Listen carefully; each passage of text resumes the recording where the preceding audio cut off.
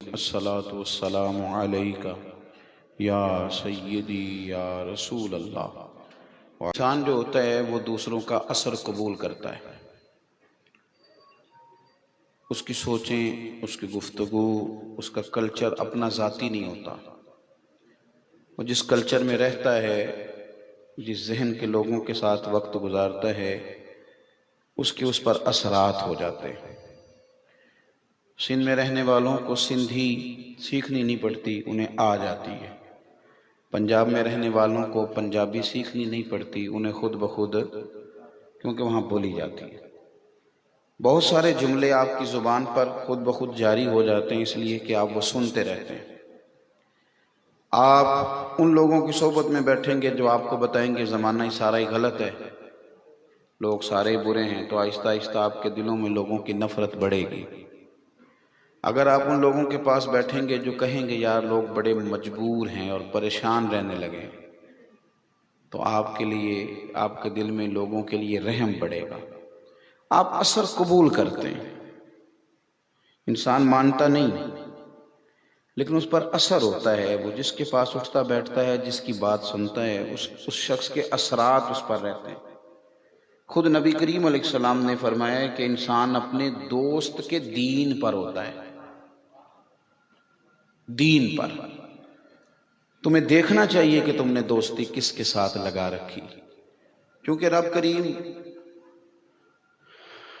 انسان کو بنانے والا ہے، تو اللہ جانتا ہے کہ یہ لوگ اثرات قبول کریں گے، تو حکم دے دیا کہ اس طرح کرنا، ہمیشہ سنگت اور صحبتی صادقین کی اختیار کرنا۔ یا ایھا الذین آمنوا اتقوا اللہ وکونوا مع الصادقین، اے ایمان والو اللہ سے ڈرو اور سچوں کی سنگت اختیار کرو، اچھے لوگوں کے ساتھ۔ پتہ ہوتا ہے ہمیں، اگر یہ پتہ ہوتا ہے کہ دکان کون سی لوکل ہے اور کون سی کمپنی والی ہے اور ٹھیک ہے، تو یہ بھی پتہ ہوتا ہے کہ بندہ کون سا اسی طرح کا ہے اور کون سا پختہ نظریے والا ہے، خبر ہوتی ہے۔ ہمیں بتایا گیا ہے کہ سچے اور کھرے لوگ اور اچھے لوگ، جب تمہیں پتہ چل جائے بندہ ٹھیک ہے، پھر اس کی سنگت اختیار کرو، پھر اس کے ساتھ رہو۔ کچھ لوگ ایسے ہوتے ہیں کہ جو دنیا میں مل جاتے ہیں، کچھ ایسے ہوتے ہیں جن کی ہماری ظاہری ملاقات نہیں ہوتی، لیکن جب ہم ان سے پیار کر لیتے ہیں، جب ہم ان کو پڑھ لیتے ہیں، جب ہم ان کے بارے میں سن لیتے ہیں، اور پھر جب وہ ہمارا آئیڈیل بن جاتے ہیں، تو سمجھیے پھر اللہ تعالی ہمیں ان کی سنگت اور صحبت عطا فرما دیتا ہے۔ تو حضور صلی اللہ علیہ وسلم نے فرمایا دو محبت کرنے والے، ایک مشرق میں ہو دوسرا مغرب میں ہو، محبت ان کی اخلاص والی ہو۔ اب میں اپنے لفظوں میں بات کر لوں، یہ حدیث ہمیں بتاتی ہے کہ دو محبت کرنے والے، ایک پاکستان میں ہو اور دوسرے شیخ بغداد شریف میں ہو۔ دو محبت کرنے والے ایک مشرق میں ہوں ایک مغرب میں ہوں، پیار اگر سچا ہو تو اللہ قیامت کے دن انہیں جمع فرما دے گا۔ تو ان لوگوں کے ساتھ محبت کرنا اور والہانہ پن رکھنا، والہانہ پن ایک نئی سازش لوگوں نے رچی ہے۔ وہ کہتے ہیں دیکھیں آپ صحابہ کرام کے احوال فقط بیان کریں، اہل بیت اطہار کا تذکرہ فقط کریں، قرون اولیٰ کے لوگوں کا، بعد کے صوفیاء اور اولیاء کی بات آپ، اور ان پر باقاعدہ مجالس کرنا اور باقاعدہ مقالہ جات لکھنا اور باقاعدہ ان پر سیمینار کرنا، آراس مقدسہ کا انعقاد کرنا، تو آپ ان لوگوں کی بات کریں۔ تو ان نادانوں کو یہ نہیں پتا کہ جب ہم عرس مناتے ہیں نا حضور غوث اعظم کا، اور جب ہم یاد مناتے ہیں داتا گنج بخش علی حجویری کی، اور جب ہم تذکرہ چھیڑتے ہیں حضرت غریب نواز کا، تو ہم لوگوں کو بتانا چاہتے ہیں کہ یہ رسول کریم کی وہ امت ہے کہ صرف صحابہ اور اہل بیت تک ہی یہ فیض محدود نہیں رہا، بلکہ ہر دور میں اللہ تعالیٰ نے اس امت کو کامل لوگ عطا فرمائے ہیں، ہمیشہ اس میں خیر موجود رہی ہے۔ پھر جہاں تک تذکرہ ہے سرکار غوث پاک رضی اللہ تعالیٰ عنہ کا، تو حضور غوث پاک رضی اللہ تعالیٰ عنہ اور مست رہیں، اسی کا نام طریقت ہے۔ کچھ اور لوگ ہیں جنہوں نے فقط ایک زاویہ لیا ہے کہ حضور غوث اعظم کی بہت زیادہ کرامات تھی، اس میں کوئی شک نہیں، اور آپ کی کرامات تواتر کے ساتھ ہیں، تواتر کے ساتھ، اس میں کوئی شبہ نہیں. کچھ صرف ان کرامات پہ گفتگو کرتے ہیں، کلام کرتے ہیں، لیکن میں آپ کو عرض کروں، حضور غوث اعظم سے محبت کرنے والوں، حضور غوث اعظم کے نام کے ساتھ اپنی نسبت رکھنے والوں، یاد رکھنا سرکار غوث اعظم رضی اللہ تعالیٰ عنہ ایک انسائکلوپیڈیا کا نام ہے، ایک یونیورسٹی کا نام ہے حضور غوث پاک. سرکار غوث پاک رضی اللہ تعالیٰ عنہ کی سیرت اور سوانح کبھی دیکھو گے تو آپ کو مرد میدان اور مرد مجاہد نظر آئیں گے حضور غوث اعظم، اور میدان کے اندر رہ کے مقابلہ کرنے والے طوفانوں کا. اور آپ کو محی الدین کہا جاتا ہے، تجدید دین کا فریضہ سر انجام دینے والے، اپنی ساری صلاحیتیں دین کے لیے وقف کرنے والے، اور بیدار مغز صوفی کا نام حضور غوث پاک. بیدار مغز. اللہ تعالیٰ نے نا اپنے کچھ بندوں کی شان بیان فرمائی ہے، فرمایا یجاہدون فی سبیل اللہ، اللہ کے راستے میں جہاد کرتے ہیں. تو پھر سارے لوگ انہیں پھول نہیں ڈالتے، سب لوگ ان کو لیے استقبالیہ نعرے نہیں لگاتے، بلکہ کچھ لوگ انہیں برا بھلا بھی کہتے ہیں. تو رب فرماتا ہے وَلَا يَخَافُونَ لَوْمَةَ لَائِمٍ، وہ کسی ملامت کرنے والے کی ملامت کی پرواہ نہیں کرتے، جہاد کرتے جاتے ہیں، پرواہ نہیں کرتے. تو یا اللہ یہ کیا ہے؟ فرمایا ذالک فضل اللہ، یہ ان پر اللہ کا فضل ہے. یؤتیہ من یشاء، اور یہ فضل رب جسے چاہتا ہے اسے عطا فرماتا ہے. حضور غوث پاک رضی اللہ تعالیٰ عنہ نے باقاعدہ بیٹھ کر تعلیم حاصل کی، 11-12 سال اساتذہ کرام سے پڑھا، اگرچہ مادرزاد ولی تھے. اب تو آپ یقین کریں کہ لوگوں نے فیض کا ترجمہ بھی غلط کرنا شروع کر دیا ہے. اور میں تھوڑی دیر پہلے بھی کہہ رہا تھا کہ علم لدنی والوں کی کثرت ہوتی جا رہی ہے، ڈھیر سارے. شیخ کا صاحبزادہ ہے تو اس پر فیض ہی بڑا ہے. بھئی غوث پاک کے ابا جی بھی تو بڑے کامل ولی تھے، ان کی پھپھو بھی تو ولیہ کاملہ تھی، ان کے نانا بھی ولی تھے، ان کی ماں بھی ولیہ تھی. اور غوث پاک رضی اللہ تعالیٰ عنہ پر تو آثار بچپن سے ولایت کے یوں تھے کہ آپ تو شروع سے ہی لوگ جانتے تھے کہ یہ کامل ولی ہے. لیکن پھر بھی انہوں نے قرآن مجید پڑھا، تفسیر کو پڑھا، اصول کو پڑھا، احادیث مبارکہ کو پڑھا، اصول حدیث کو دیکھا، فقہ کے درس لیے. امام احمد بن حنبل رحمت اللہ تعالیٰ علیہ کی تشریحات کی روشنی میں اصول فقہ کو سمجھا، باقاعدہ پڑھا، خدا را بات کو سمجھیں. غوث اعظم رضی اللہ تعالیٰ عنہ ہمارے شیخ ہیں، ہمارے مرشد ہیں، انہوں نے ہمیں رستہ دیا ہے. انہوں نے بتایا ہے کہ جو گاڑی پہ بیٹھے گا پہلے وہ گاڑی چلانے کا طریقہ سیکھے گا، پھر جب وہ گاڑی کے سٹیرنگ پہ بیٹھے گا نا تو پھر انشاءاللہ کئی سواریاں ہوں گی جن کو وہ ساتھ بٹھائے گا اور منزل مقصود تک پہنچائے گا. لیکن اگر سلیقہ ہی نہیں سیکھے گا تو کس طرح کر کے وہ لوگوں کو لے کر کے چلے گا؟ تو بھائی پہلے پڑھا، پھر پڑھایا.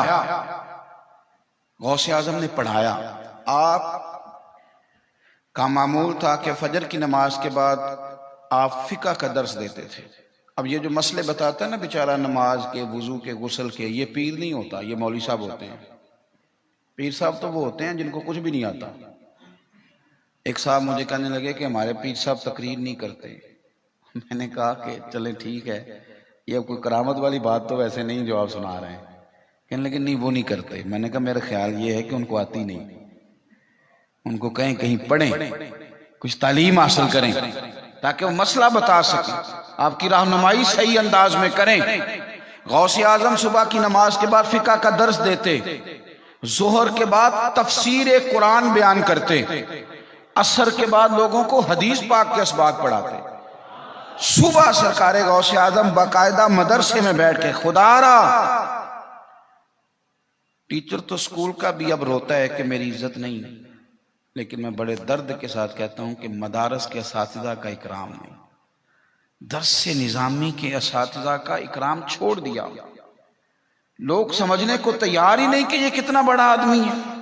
جتنے آپ کو مفتیان کرام، خطبہ، واعظین، مقررین نظر آتے ہیں نا، لوگ کہتے ہیں نا تیرے پیچھے کون ہے، تو ان سب کو اگر تلاش کرو گے تو ان کے پیچھے تمہیں مدرسین نظر آئیں گے. وہ ہوتے ہیں تعلیم دینے والے، ان لوگوں کا یہ مقام ہوتا ہے کہ پڑھاتے ہیں. غوث اعظم باقاعدہ پڑھاتے تھے. توجہ ہے میری بات پر؟ یعنی یہی طریقت ہے، یہی اصول ہے. غوث اعظم اسباق پڑھاتے. تو اساتذہ نا ہمارے مدارس میں اسباق تقسیم کیے جاتے ہیں. جس طرح کالجوں اور یونیورسٹیوں میں پیریڈ تقسیم ہوتے ہیں نا، اس طرح سال جب شروع ہوتا ہے شوال المحرم میں تو ناظم تعلیمات صاحب سبق بانٹتے ہیں. تو غوث اعظم سے بھی مدرسے کے ناظم تعلیمات نے پوچھا حضور آپ کو کون کون سی کتاب دیں پڑھانے کے لیے؟ حدیث پڑھائیں گے، تفسیر پڑھائیں گے، فقہ پڑھائیں گے، گرامر، کیا دیں آپ کو؟ تو کیا جواب ہے میرے غوث پاک کا؟ آپ فرمانے لگے مجھے سبق نہ دو، اس طرح کرو لائق بچے تم رکھ لو، نالائق سارے مجھے دے دو. حالانکہ نالائقوں کا وارث بنتا ہی کوئی نہیں، لیکن غوث پاک نے فرمایا یہ نالائق مجھے دے دو. استاد صاحب کہتے ہیں ایک بچہ بڑا نالائق تھا، غوث پاک نے پاس بٹھا لیا، سبق یاد کرانے لگے. اللہ کرے کوئی نالائقوں کا بھی وارث بنے، اللہ کرے. سب تو وسیع ذہن والے نہیں نہ ہوتے، لیکن جو فرسٹ آ گیا اس کا تو آپ نے بورڈ پہ فوٹو لگا دیا، جو فیل ہوا ہے تو فیسیں تو اس نے بھی تو دی ہیں نا، حاضریاں تو اس کی بھی مکمل ہے نا، اس کا بھی تو والی وارث بنے نا کوئی. غوث اعظم اس نالائق کو سبق یاد کرا رہے ہیں، کراتے جا رہے ہیں، اسے ہو ہی نہیں رہا، تنگ نہیں پڑ رہے غوث اعظم، کراتے جا رہے ہیں. تو استاد صاحب کہنے لگے حضور یہ بڑا نالائق ہے، کون ذہن ہے، اس نے نہیں پڑھنا، چھوڑ دیں. آپ فرمانے لگے پتہ نہیں میرا کیوں دل کر رہا ہے کہ چند دن اس سے بڑا ہی پیار کروں، مجھے کر لینے دو تھوڑے دن پیار. وہ استاد صاحب کہتے ہیں میں نے عجیب نظارہ دیکھا کہ چند دن گزرے تو وہ طالب علم ہی انتقال کر گیا. غوث پاک کا پیار، محبت طلباء کرام کے ساتھ، مدارس کے بچوں کے ساتھ نا رویہ مدرسے والوں کا بھی ٹھیک نہیں ہوتا. ناراض نہ ہو جائیں کوئی مدرسے والے، لیکن مدرسے والوں کا بھی، کمیٹی والوں کا بھی رویہ ٹھیک.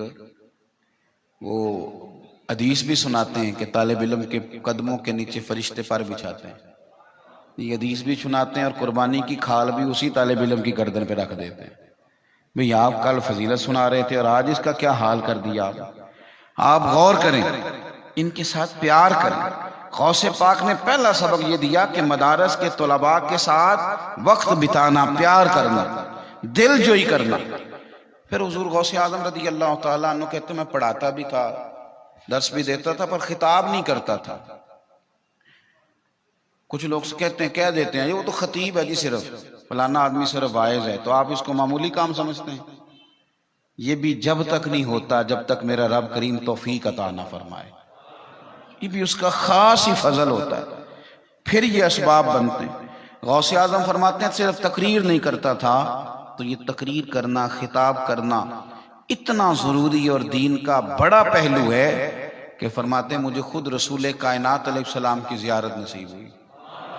تو حضور نے فرمایا عبد القادر بات کیوں نہیں کرتے، کہا کرو، تمہاری گفتگو سے لوگوں کو نفع ملے گا. تو میں نے کہا حضور میں اجمی اور یہ سب میرے سامنے عربی، ان کے ساتھ کیسے کلام کروں؟ قربان جائیں. حضور نے فرمایا منہ کھولو نا. کہتے میں نے کھولا تو 7 دفعہ رسول کریم نے لعاب دہن ڈال دیا. پھر مجھے مولا کائنات رضی اللہ تعالیٰ عنہ کی زیارت ہوئی تو انہوں نے بھی 6 دفعہ لعاب دہن ڈالا. پھر غوث اعظم کہتے میں نے گفتگو شروع کی، میں اکیلا ہی چلا تھا جانب منزل، مگر پھر لوگ آتے ہی گئے اور کارواں بنتا گیا. پتہ نہیں کہاں سے لوگ آئے. چھوٹی مسجد میں واز ہوتا تھا، پھر بڑی میں جانا پڑا، وہاں بھی جگہ کم پڑ گئی تو پھر عیدگاہ میں جانا پڑا، وہاں بھی کم پڑ گئی تو شہر کے سب سے بڑے میدان میں. یاد رکھنا کوئی چینل، کوئی چیز آپ کو اتنی دیر تک لوگوں کے دلوں تک نہیں پہنچا سکتی جب تک میرا رب کریم نہیں چاہتا. اللہ کی بارگاہ میں شکرانے کے جذبات، عاجزی کا انداز آپ کو بڑا کرے گا. کوئی ذریعہ نہیں تھا غوث پاک کے زمانے میں، کوئی ذریعہ نہیں، لیکن پتہ نہیں کون لوگوں کو بتاتا تھا کہ آؤ آ کے غوث اعظم کی بات سن لو. کہاں سے لوگ آتے، ایک وقت میں 70 ہزار کا مجمع، بغیر لاؤڈ اسپیکر کے تقریر ہو رہی ہے، جیسی سمجھ پہلے بیٹھے آدمی کو آ رہی ہے ویسی آخری کو بھی آ رہی ہے. اور تقریر اتنی علمی ہے کہ 400 علماء کاغذ قلم لیے بیٹھے ہیں، غوث اعظم کی گفتگو کے نقطے لکھیں گے. لیکن اس میں خلوص تھا. اگر صرف خطاب کیا جائے تو اس کا اثر نہیں ہوتا، لیکن اگر جذبات کا اظہار کیا جائے نا اس کے اثرات ہوتے ہیں. غوث پاک گفتگو کر رہے تھے، تقریر ہو رہی تھی، بارش آ گئی، لوگ بکھرنے لگے. حضور غوث پاک رب کریم کی بارگاہ میں دعا کرتے ہیں، کہتے ہیں اللہ اگر یہ لوگ میں نے ذاتی شہرت کے لیے جمع کیے ہیں تو تیز بارش برسا، انہیں بھگا دے. اور مالک اگر تیرے لیے جمع کیے ہیں تو پھر بھی تو بے نیاز ہے. بغداد شریف کے لوگ کہتے ہیں وہ دعا کے جملے کیا تھے؟ سارے شہر میں بارش ہوتی تھی پر جہاں غوث اعظم کی محفل ہوتی تھی وہاں نہیں ہوا کرتی. یہ تاثیر، یہ لفظ تاثیر سے بنتے ہیں، تلفظ سے نہیں. لفظ تاثیر سے بنتے ہیں، تلفظ بھی ٹھیک ہونا چاہیے پر جس معنی میں بات کر رہا ہوں اسی معنی میں رکھیے گا. لفظ تاثیر سے بنتے ہیں، تلفظ سے نہیں. اہل دل آج بھی ہیں اہل زبان سے آگے. اہل دل بنے، اہل دل بنے، اہل دل بنے. حضور غوث اعظم رضی اللہ تعالیٰ عنہ خطاب کرتے. شیخ یحییٰ بن نجاح کہتے ہیں میں نے اپنے شاگردوں سے کہا وہاں کیا لینے جاتے ہو؟ بڑا مشکل ہوتا ہے میری طرح کے مولوی کا کسی اور کو ماننا، یہ مشکل کام ہے. ہمارے بزرگ فرمایا کرتے تھے میری طرح کے لوگوں کے بارے میں کہ یہ لوگ مرید نہیں ہوتے، یہ سیدھے سیدھے خلیفے ہی ہوتے ہیں. مرید ہونا مشکل کام ہے. 3 لوگ مرید نہیں ہوتے، ایک جس کے پاس پیسہ زیادہ ہو، ایک جس کے پاس ڈگریاں زیادہ ہوں، اور ایک وہ شخص جو اپنے آپ کو کوئی آفیسر سمجھتا ہو، چودھری سمجھتا ہو. یہ لوگ ان کو کہہ دیتا ہے ان کے کان میں ان کا نفس کہ تو خود بہت بڑا ہے، لوگوں کو تیرا مرید ہونا چاہیے، تو کس چکر میں پڑا ہوا. پھر تربیت رک جاتی ہے، کمزور پڑ جاتا ہے. حضرت غوث پاک کے زمانے میں شیخ یحییٰ بڑے عالم تھے، شاگردوں سے کہتے وہاں کیا لینے جاتے ہو؟ روز ہی کہتے، شاگرد روز ہی چلے جاتے. ایک دن شاگرد کہنے لگے حضور آپ ہمیں جو روکتے ہیں تو آج ہمارا دل کرتا ہے آپ ہمارے ساتھ ہی چلیں. فرمایا چلتا ہوں، کسی کو بتاؤ گے تو نہیں کہ میں بھی کہیں جاتا ہوں؟ کہ نہیں بتاتے. تو کہتے ہیں میں چہرے پہ کپڑا لے کے آیا، ستون کے پیچھے بیٹھ گیا، پر قربان جاؤں جب غوث پاک نے تقریر شروع کی تو مجھے یوں لگا یہ تو میری باتیں کر رہے ہیں، ان کا تو خطاب میرے دل کے ساتھ.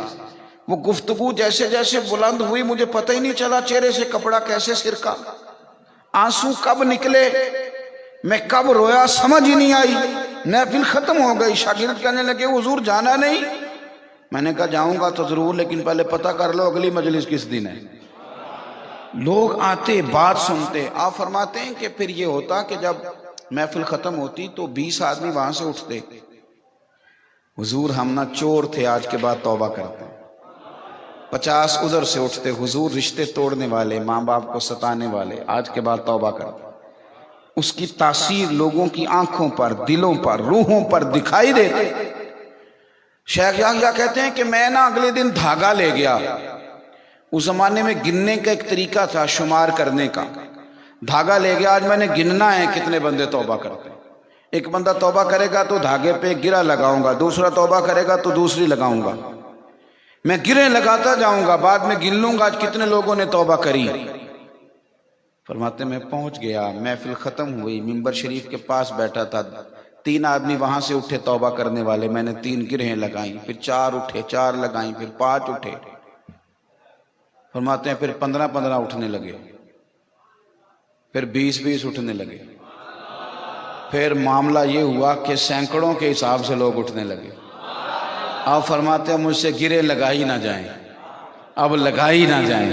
کبھی میں گرہوں کی طرف دیکھوں، کبھی غوث اعظم کی طرف دیکھوں، کبھی بات سنوں.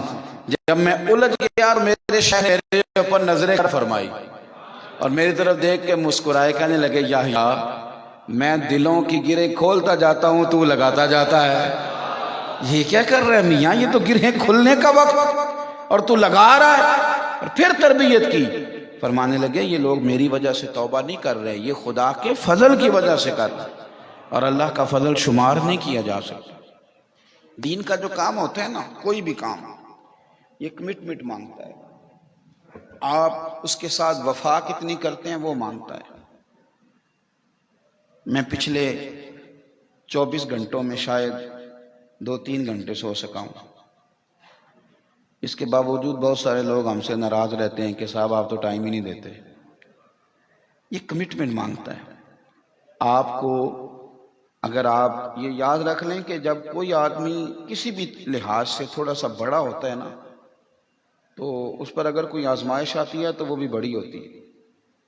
اس کے معاملات جو ہوتے ہیں اس میں وہ بہت ساری جگہوں پہ محسوس کرتا ہے آپ کو کہ میں ایک سخت زندگی سے گزر رہا ہوں اور اس کو وہ سب کچھ لے کر کے چلنا ہے. سخت تھکاوٹ میں بھی اس کو مسکرانا ہے, سخت آزمائش میں بھی اس کو ہنسنا ہے. اس کا کوئی جملہ مطلب یہ ہے کہ ایسا ہو نہیں سکتا, اس لیے کہ لوگ اس کو اس کے شخصیت کے پہلو کے اندر دیکھنا چاہتے ہیں. تو حضور غوث پاک بڑا درجہ, ہفتے میں 3 دن مجلس مبارکہ ہوتی ہے, لوگ بات سننے آتے ہیں اور پتہ نہیں اللہ کی مخلوق کے دلوں میں رب کریم نے بات ڈال دی ہے. کوئی کہیں سے چلا ہے, کوئی کہیں سے چلا ہے, کوئی ہفتوں سفر کر کے آیا, کوئی مہینوں. 3 محفلیں ہوتی تھیں, ایک جمعے کی صبح, ایک اتوار کی صبح, ایک منگل کی رات. لوگ آتے دور دراز سے, گھوڑوں پہ, خچروں پہ, اونٹوں پہ. سننا میرے بھائی, کبھی کبھی بات بڑی دور نکل جاتی ہے, بڑی دور.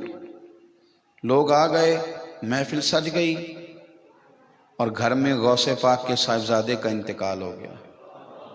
زخم پہ زخم کھا کے جی, خونے جگر کے گھونٹ پی, اب آہ نہ کر لبوں کو سی, یہ عشق ہے کوئی دل لگی نہیں.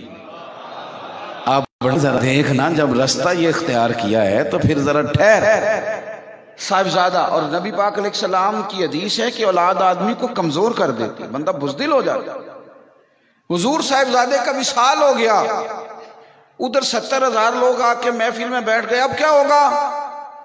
ایک کمٹمنٹ ہے میرے غوث پاک. دوستو ہاں کچھ رستے ایسے ہیں جو بڑے مشکل ہیں. میری حیات کا افسانہ پوچھنے والوں, کہیں کہیں سے تو قصہ پڑھا نہ جائے گا. حضرت غوث اعظم رضی اللہ تعالیٰ عنہ گھر والوں کو کہنے لگے, کرنا کیا ہے, تم میرے بیٹے کو غسل دو, کفن پہناؤ, اور میں جا کے لوگوں کو رسول اللہ کا دین بتاتا ہوں. غوث اعظم ممبر پہ بیٹھ گئے, گفتگو ہونے لگی. کان میں خبر آئی, حضور جنازہ تیار ہے, کیا آج آپ محفل چھوڑیں گے, دین کی بات کرنا چھوڑیں گے؟ فرمایا نہیں, میرے بیٹے کو یہیں لے آؤ. جنازہ تیار کر کے محفل میں لایا گیا. حضرت غوث اعظم ممبر سے اترے, 4 تکبیروں کے ساتھ نماز جنازہ کی امامت فرمائی. پھر فرمایا لے جاؤ میرے بیٹے کو دفن کر دو, تم اسے دفن کرو اور میں رسول اللہ کی امت کو رسول اللہ کا پیغام پہنچاتا ہوں. اس اعتماد کے ساتھ, اس درد کے ساتھ, اس انداز میں شیخ عبد القادر جیلانی نے لوگوں کو دین بتایا اور روحوں تک دین اتارا. اور دین کے ہر محاذ پر, ہر جگہ, ہر حوالے سے پیار کرنا, دھیان رکھنا, مخلوق خدا پر کوئی ظالم حکمران نہ آ جائے. میں کہہ چکا ہوں شروع میں کہ بیدار مغز صوفی, بیدار مغز. ایسا نہیں ہے کہ وہ کہیں کہ میں خانقاہ کے اندر بند ہوں تو باہر کیا ہو رہا ہے مجھے خبر نہیں. بغداد کا گورنر ایک ظالم کو بنا دیا گیا. حضور غوث اعظم ممبر شریف کی طرف بڑھ رہے تھے خطبہ جمعہ کے لیے, تو لوگوں نے بتایا حضور فلاں ظالم گورنر بن گیا. تو غوث پاک ممبر پہ چڑھے. یہ طاقت ہے میرے غوث پاک. آپ فرمانے لگے میں جمعہ پڑھانے لگا ہوں, خطبہ دینے لگا ہوں, نماز ہوگی, میں بادشاہ کو حکم دیتا ہوں بادشاہ کو کہ میرا جمعہ ختم ہونے سے پہلے گورنر بدل دے, ورنہ جمعے کے بعد میں خود بدل دوں گا. ہاں وہ بدل دے ورنہ میں خود بدل. ایک پنجابی کا فقرہ آ گیا ہے منہ پہ, آ گیا تو چلو کہہ دیتا ہوں. ایک درویش نے کہا تھا, ایٹ سٹ تے پکھڑا کوار گندل, اسی اور بھی بوٹیاں جاننے ہیں. میں نا بدل دوں گا, اگر آپ نے نہ بدلا میں بدل دوں گا. لوگ کہتے ہیں کہ غوث اعظم کا جمعہ ختم ہوا, جمعے کے بعد باہر دروازے پہ لوگ نکلے تو بادشاہ دروازے پہ کھڑا تھا اور ہاتھ باندھ کے عرض کرنے لگا حضور مہربانی کرنا, میں نے بدل دیا ہے. بدل دیا. بیدار مغز. بادشاہ آ گیا لے کے اشرفیاں, نذرانہ دینا ہے 2 تھیلیوں میں. تو آپ فرمانے لگے ضرورت نہیں تیرے نذرانے کی. ہمارے ہاں نا مرید اب نظر نہیں آتے پر نذرانہ دیتے ہیں. میں اکثر سے کہا کرتا ہوں کہ نذرانہ رہنے دو, ہم نذرانے کی نہیں نظر آنے کے قائل ہیں. نظر آیا کرو تاکہ کوئی دین کی بات بتائی جا سکے. نذرانہ دیتے ہو، راضی کرتے ہو، نکل جاتے ہو. نذرانے سے زیادہ نظر آنا ضروری ہے. یہ زیادہ اہمیت کا عامل ہے تاکہ بندہ کچھ کہہ سکے، کچھ بتا سکے، کچھ پیغام دے سکے. اس نے 2 تھیلیاں اشرفیوں کی رکھی تو غوث اعظم فرمانے لگے ضرورت کوئی نہیں. میں آپ کو ایک بات عرض کروں، پیسے کا مزاج یہ ہے کہ جو بھی اس کے پیچھے بھاگا ہے نا، پیسہ اس کے آگے ہی بھاگا ہے. اور اگر دیندار لوگ کبھی پیسے کے پیچھے بھاگے ہیں نا، دنیا داروں کا تو شاید کچھ بچ جائے، لیکن دیندار نے جب پیسے کی طرف توجہ کی ہے نا، اس کے پاس کچھ بھی نہیں بچا، کچھ بھی نہیں بچا کبھی بھی. میں اکثر کہا کرتا ہوں کہ جو لوگ طے کر لیتے ہیں نا اتنے ہزار لے کے تو میں تقریر کروں گا، وہ بڑی تکلیف میں رہتے ہیں، دینے والے بھی لینے والے بھی. اس لیے کہ مشن نہیں. وہ پھر حساب لگاتے ہیں آج کیا کمایا، کیا بچا، کیا خرچ ہوا. اور جو نکلتے ہیں نا رسول اللہ کے لیے، وہ پھر کہتے ہیں کہ جہاں جہاں سے یہ گاڑی گزرے گی وہ جگہیں قیامت کے دن میرے ایماندار ہونے کی گواہی دیں گی. وہ پھر کہتے ہیں کہ عدم سے لائی ہے ہستی میں آرزو رسول، اور دیکھو ہمیں کہاں کہاں لیے پھرتی ہے جستجو رسول. اور عجب تماشا ہو میدان حشر میں بے دم، کہ سب ہوں پیش خدا اور میں روبرو رسول. تو حضرت غوث پاک کے سامنے 2 تھیلیوں میں نذرانہ رکھا تو آپ فرمانے لگے لے جا، ضرورت نہیں. کہنے لگے نہیں حضور دینا ہے. پر میں ضرورت کوئی نہیں. جب ضد کی بیدار مغصوفی. ایسے نہیں ہے کہ جو دنیا دار آئے اور اپنے پیچھے لگا کے چلا جائے. ایسے ہی ہے جس کا جو دل آئے. سیٹھ صاحب آئے 10,000 مدرسے میں دیا تو مفتی صاحب کو فتویٰ دے کے چلے گئے اس موضوع پہ جمعہ پڑھایا کریں، یہ لوگوں کو بتایا کریں. تمہیں پتہ نہیں ہے الف با تا سا کا بھی، اور تم عالم کو مشورہ دے رہے ہو صرف اس لیے کہ 10,000 روپے ہے تمہارے پاس. جب آپ میں خودداری اور عزت نفس ہوتی ہے، یہ سبق ہے حضور غوث اعظم کا. گردن کو جھکا دیتا ہے خیرات کا پتھر، جہاں میں مانگنے والوں کے سر کبھی اونچے نہیں ہوتے. اور اقبال کہتے ہیں غیرت ہے بڑی چیز جہان تگ و دو میں، پہناتی ہے یہ فقر کو تاج سردارا. ہم نے فرمایا نہیں چاہیے تیرے پیسے، حضور رکھ لیں، دینے ہیں. تو غوث اعظم نے اشرفیاں پکڑی تھیلیاں، اور جب ان کو دبایا تو خون نکلنے لگا. فرمانے لگے غریبوں کا خون نچوڑ کے تو مجھے نذرانہ دینے آ گئے، چلا جا میری نظروں سے دور ہو جا، ورنہ اتنا یہ خون بہاؤں گا کہ تیرا محل بہہ جائے گا اس کے اندر. بیدار مغز صوفی حضور غوث پاک. باتیں زیادہ نہیں کرنی، ختم کرنے لگا ہوں. آپ کو جب اللہ کی مخلوق سے محبت ہو جاتی ہے نا تو آپ کا جینا بڑا مزیدار ہو جاتا ہے. ہم نہ تھک گئے اپنے لیے جی جی کے، اپنے لیے آسانی ڈھونڈنی ہے، اپنے آپ کو سکھ دینے کی کوشش کرنی ہے. اس کا نتیجہ یہ نکلتا ہے کہ خود غرض ہو جاتے ہیں، خود غرض. ہم جب ذہن امام غزالی رحمۃ اللہ علیہ فرماتے ہیں کہ تو نہ اللہ کے بندوں میں بانٹنے کا ذوق پیدا کر، تو شوق بنا، رب تجھے توفیق بھی عطا کر دے. شوق ہی نہیں ہے، یہ ذہن ہی نہیں ہے. ہم نہ پیار نہیں کرتے. آپ یقین کریں لوگ بڑی تکلیف میں ہیں. مطلب کوئی آدمی، میری طبیعت اس طرح کی ہے کہ کوئی بندہ گاڑی کاٹ گیا نا، غلط کراسنگ کر گیا، تو ڈرائیور صاحب کبھی غصہ بھی کریں تو میں کہتا ہوں چھوڑ دے یار، مجھے لگتا ہے بیچارہ گھر سے پریشان آیا ہے. لوگ بڑی تکلیف میں. آپ لوگوں کے لیے اچھے جذبات پیدا کریں. غریب آدمی بھی تلخ ہو جاتا ہے، بیمار آدمی بھی تلخ ہو جاتا ہے، بوڑھے لوگوں کے مزاج میں بھی بعض اوقات تلخی، تھکے ہوئے لوگ بھی تھوڑے تلخ ہوتے ہیں. آپ اپنا رویہ بڑا کریں. آپ تھوڑا سا ذہن بنائیں کہ میں نے پیار کرنا ہے. کبھی کبھی غصہ کسی کا ہوتا ہے اور تلخی ہوتی ہے نا کوئی اور، تو نکل بھی کسی، جانے کس عمر میں جائے گی یہ عادت میری، روٹھنا اس سے تو اوروں سے الجھتے پھرنا.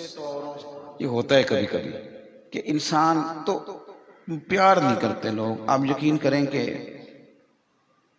اسکولوں میں بھی نہیں، کالجوں میں بھی نہیں، مدرسوں میں بھی نہیں، مسجدوں میں بھی نہیں. ہم چاہتے ہیں کہ اگر تم مجھے صحیح سلوٹ کرے گا تو پھر میں بھی جواب میں تھوڑا ہنس دوں گا. اگر میرے سارے آداب بجا لائے گا تو ٹھیک ہے، میں بھی ہلکا مسکرا دوں گا. یہ تو کوئی کمال نہیں ہے نا بھائی.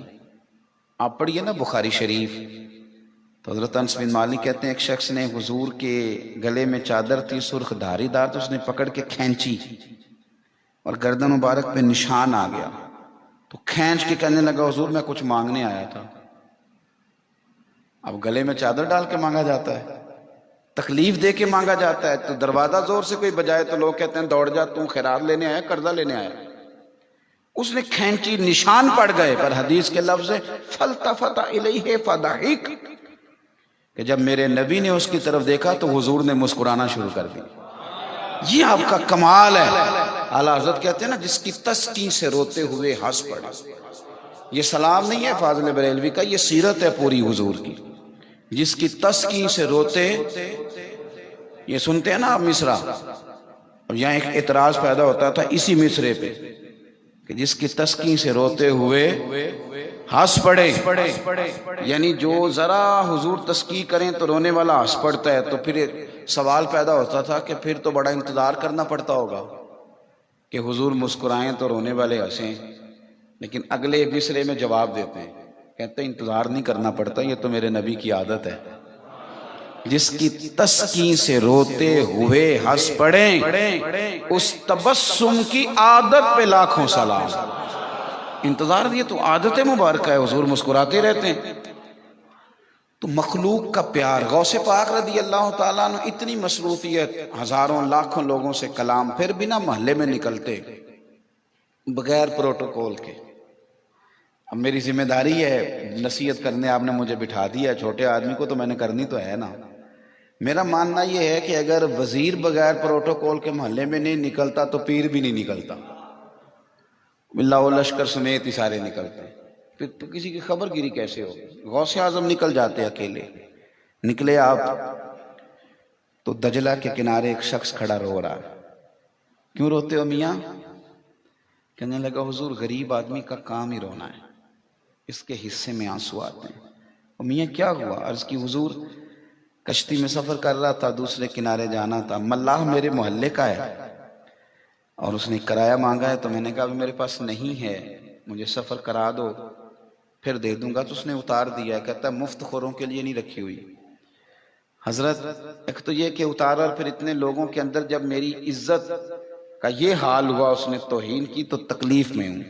آپ نے اسے تسلی دی، ماتھا بھی چوما، لیکن پھر گھر گئے، 100 دینار لائے، ملاح کو بلایا، اس کو تھما کے پیسے فرمانے لگے آج کے بعد کسی غریب کو رسوا نہ کرنا، جس کے پاس کرایہ نہ ہو اسے عبد القادر جیلانی کے کرائے پہ سفر کرا دینا، لے لو پیسے مجھ سے، خدا کے بندے تو ہیں ہزاروں، بنوں میں پھرتے ہیں مارے مارے، میں اس کا بندہ بنوں گا جس کو خدا کے بندوں سے پیار ہو۔ آپ کے لہجے میں محبت ہی نہیں ہے کسی کے لیے، کوئی درد ہی نہیں اٹھتا کسی۔ نان بائی کو ہوٹل والے کو اکٹھے پیسے جمع کرا دیتے تھے، کہتے تھے کوئی غریب آ جائے تو عبد القادر کے پیسوں سے روٹی کھلا دینا۔ زندگی بھر اللہ کے بندوں سے پیار کیا، رب کریم کے بندوں سے محبت کی، اور دنیا کے معاملے میں نہیں۔ ایک نوجوان نے آ کے عرض کی حضور میں نے خواب دیکھا ہے، میرے ابا جی انتقال کر گئے تو وہ عذاب میں ہیں، تکلیف میں، تو کیا کروں؟ تو آپ فرمانے لگے وہ کبھی یہاں آیا کرتے تھے، حدیث صحیح میں موجود ہے، حدیث صحیح میں۔ اب کیا کریں؟ اب ہمارے لوگوں کو بھی بزرگوں کی کرامت کے ساتھ کسی مستند حدیث کا حوالہ چاہیے ہوتا ہے، کیا کریں؟ کچھ عقیدہ لوگ بھی اڑنے لگے، یہ بھی اڑنے لگ گئے۔ صحیح حدیث میں موجود ہے کہ اہل ذکر کے پاس جو بندہ رہے وہ بدبخت بھی ہو تو رب اسے سعید بخت بنا دیا کرتا ہے۔ اہل اللہ کی مجالس میں آنے والے بدبخت نہیں رہتے۔ غوث اعظم فرمانے لگے تو نے باپ کو عذاب میں دیکھا، وہ کبھی ہماری مجلس میں آیا تھا؟ کہا حضور ایک دفعہ آیا تھا۔ فرمانے لگے تو جا۔ نوجوان چلا گیا تو غوث اعظم نے مصلی بچھا لیا، اے اللہ مہربانی فرما، کرم نوازی فرما، اس بندے پہ رحمت فرما، وہ تیرے عبد القادر کے ہاں آیا جایا کرتا، نظر کرم فرما۔ کون کسی کے لیے دعا مانگتا ہے؟ کون کسی کے لیے؟ کون؟ خدا جانے کون دعاؤں میں یاد کرتا ہے، میں ڈوبتا ہوں سمندر اچھال دیتا۔ حضرت غوث اعظم رضی اللہ تعالیٰ نے دعا مانگ رہے ہیں، وہ شخص کہتا ہے میں نے گھر جا کے سویا، پھر خواب دیکھی تو میرے ابا جی نے جنت کا لباس پہنا ہے۔ میں نے کہا ابا جی کیا حال ہے؟ کہنے لگے حال بیٹے بڑا اچھا ہے، تجھے کہنے ہی آیا ہوں کہ عبد القادر جیلانی کے پاس آنا جانا نہ چھوڑنا، ان کی مجلس کی حاضری کو کبھی ختم نہ کرنا۔ تو اپنے بزرگوں کی سیرت سے سیکھیں، ان کے اخلاق سے سیکھیں، ان کے کردار سے سیکھیں، اپنی زندگی مرتب کر کے گزاریں۔ ہمارے پاس جو چیز سب سے زیادہ قیمتی ہے وہ وقت ہے، اگر یہ گزر گیا تیزی کے ساتھ تو صحت کے بعد کمزوری آ جایا کرتی ہے، جوانی کے بعد بڑھاپا آ جایا کرتا ہے، حافظے کی مضبوطی کے بعد ایک وقت آتا ہے جب کمزوریاں آ جاتی ہیں۔ جلدی سے خیر جمع کریں، اپنے بزرگوں کے نقوش کی پیروی کریں، حضور غوث اعظم رضی اللہ تعالیٰ عنہ کی تعلیمات پر عمل کریں، بھلا کرنے کی کوشش کریں۔ آپ کسی کا کتنا بھلا کر سکتے ہیں؟ ضروری نہیں کہ ہر بندہ چندہ ہی دے تو وہ مسجد کا معاون ہوتا ہے، مسجد کا وہ بھی معاون ہوتا ہے جو مسجد میں جھاڑو دے دیا کرتا ہے، اس کی بھی اتنی شان ہوتی ہے کہ مسجد میں جھاڑو دینے والی خاتون انتقال کر جائے تو مدینے والے محبوب کہتے ہیں کیوں نہیں بتایا مجھے، میں جنازہ پڑھانا چاہتا تھا، بتایا کیوں نہیں؟ اور پھر حضور قبر پہ کھڑے ہو کے کہتے ہیں بناؤ صفیں، میں اس کا جنازہ پڑھاتا ہوں۔ جو مسجد میں جھاڑو دے ان کی بڑی شانیں ہوا کرتی۔ تو آپ حضرات جو خیر کر سکتے ہیں وہ خیر کریں، اور نیکی کرنی ہے، سچ بولنا ہے، وہ اپنے بارے میں، دوسروں کے بارے میں کہتے ہیں میں پھر سچ کہہ دوں تو کہہ دیں، پر اپنے بارے میں کہیے گا۔ اپنے بارے میں سچ کہنے کا حکم ہے، دوسروں کی تو پردہ پوشی کا حکم ہے۔ آپ اپنے باروں میں سچ کہیں، جو دل میں آئے کہیں، لیکن کوشش کریں کہ میں نے کیا کیا آج تک، مجھے اس کا حساب دینا ہے۔ میں بیٹھ جاتا ہوں مذہبی جماعتوں کے لوگوں پر تبصرہ کرنے، مذہبی علماء کی بات کرنے، قائد فلانے نے کچھ نہیں کیا، فلانے نے کچھ نہیں کیا، تو صاحب یہ تو سب کی ڈیوٹی ہے، کنتم خیر امت اخرجت للناس، یہ تو سب کے ذمہ ہے، بلغوا انی ولو آیا۔ آپ کو کس نے اجازت دی دوسروں پہ تبصرہ کریں؟ چھوڑیں کسی نے کیا کیا، میں نے تو یہ دیکھنا ہے کہ میں نے کیا کیا، آپ کو یہ غور کرنا ہے آپ نے کیا کیا۔ ہم بہت کچھ کر سکتے ہیں، بہت کچھ کر سکتے ہیں، بالکل سادہ آدمی بھی دین کے لیے کچھ کرنا چاہے تو بہت کچھ کر سکتا ہے، شرط یہ ہے کہ کچھ کرنے کا ہمارا ذہن ہو، خالی گفتگو میں نہ رہیں، اپنے آپ کو پیش کریں، امور خیر میں آگے بڑھیں۔ اللہ کریم کی حضور دعا ہے مالک کریم ہمارے دلوں اور ہماری روحوں پر اپنا فضل فرمائے، تقوی کا نور اور بندگی کا شعور نصیب فرمائے۔ سیدہ طیبہ طاہرہ حضرت فاطمہ الزہرا رضی اللہ تعالیٰ عنہ کے بارے میں میرے محبوب نے فرمایا کہ فاطمہ میرے جگر کا ٹکڑا ہے، جگر کا ٹکڑا ہے۔ حضور کی 4 شہزادیاں ہیں، سیدہ سب سے چھوٹی ہیں لیکن حضور کو سب سے زیادہ محبوب ہے، اور سیدہ عائشہ صدیقہ رضی اللہ تعالیٰ عنہ فرماتی ہیں کہ چال ڈھال میں، سیرت میں سب سے زیادہ جن کو ہم نے حضور کے مشابہ دیکھا وہ سیدہ فاطمہ الزہرا رضی اللہ تعالی عنہا۔ لیکن یہ بھی یاد رکھیں کہ سیدہ فاطمہ کے ساتھ عقیدت کا رشتہ اسی بندے کا ہے جس کے گھر کی عورتیں پردہ کرتی،